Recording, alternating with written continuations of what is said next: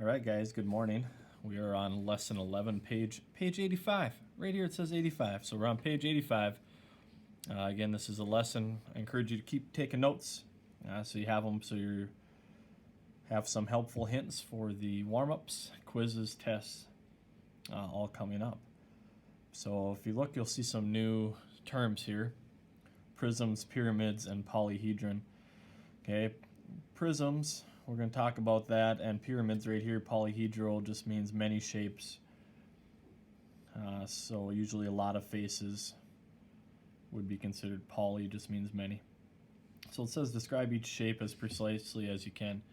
Now if you look at this one, the base, top and bottom are the same.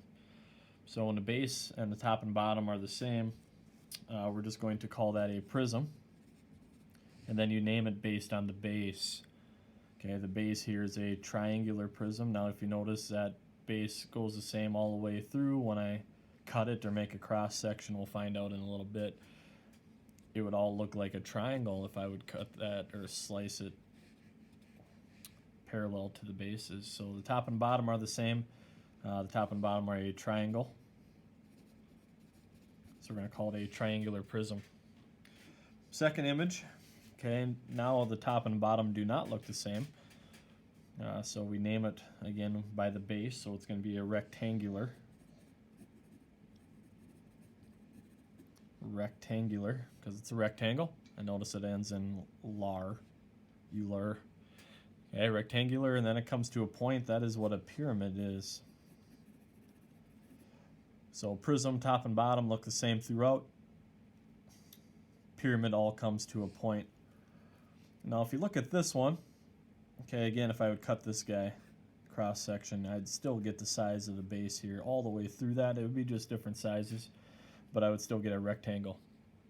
This one, if I cut down here, yes, I'm going to get a rectangle, but if I cut up here, I'm going to get a different shape. So this one is incorrectly placed on the base. The base is actually the piece looking at you here. So if I would pick that up and stand it on this end, picture it standing on this end here, then it would look the same all the way through, top and bottom, just like this one did. Okay, so the base would be a pentagon. Probably be pentagonal. Pentagonal. And then again, it's going to look the same throughout, so that's what makes it a prism. So prism looks the same throughout. Pyramid all comes to a point. Okay, 85, bottom now, as I flip the page, says what's a cross section.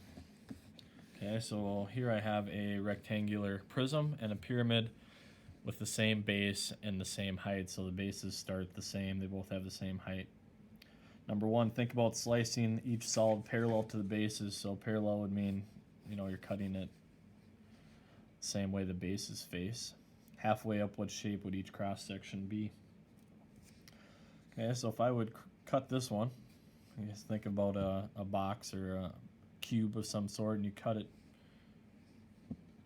parallel to the bases, what am I going to get? So I'm still going to get a rectangle there. I am still going to get a rectangle.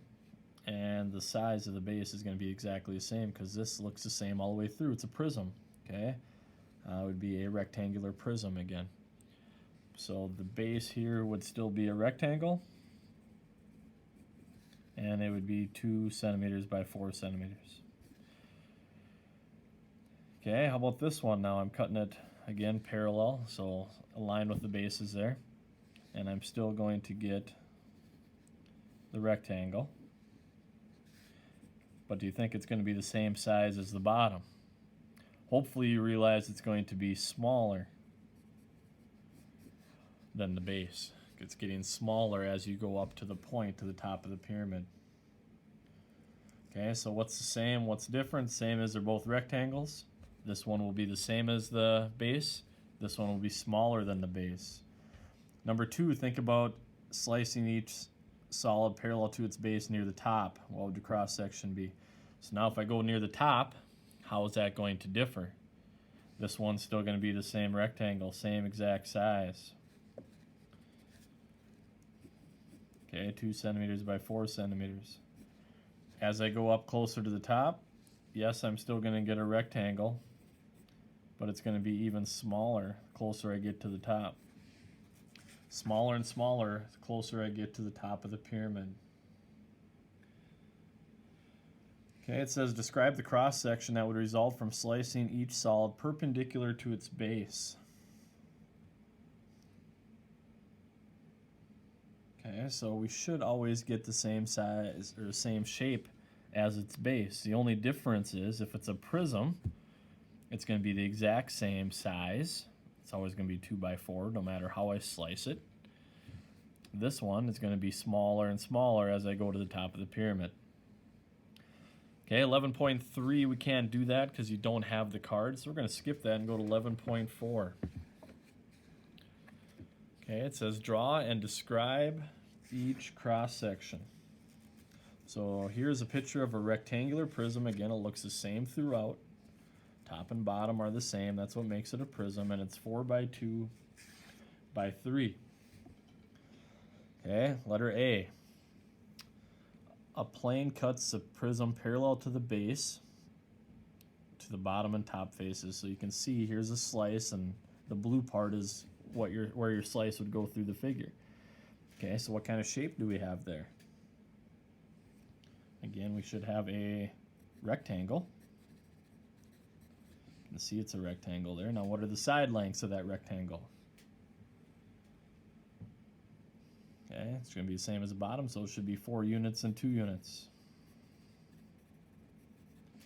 B, the plane moves up and cuts at a different height. So now if we slide this whole blue thing and cut it right here, what kind of shape am I going to get? Okay, and you should get the exact same thing for that answer. And there's a picture of it on the next page. So exact same rectangle, that's 2 by 4.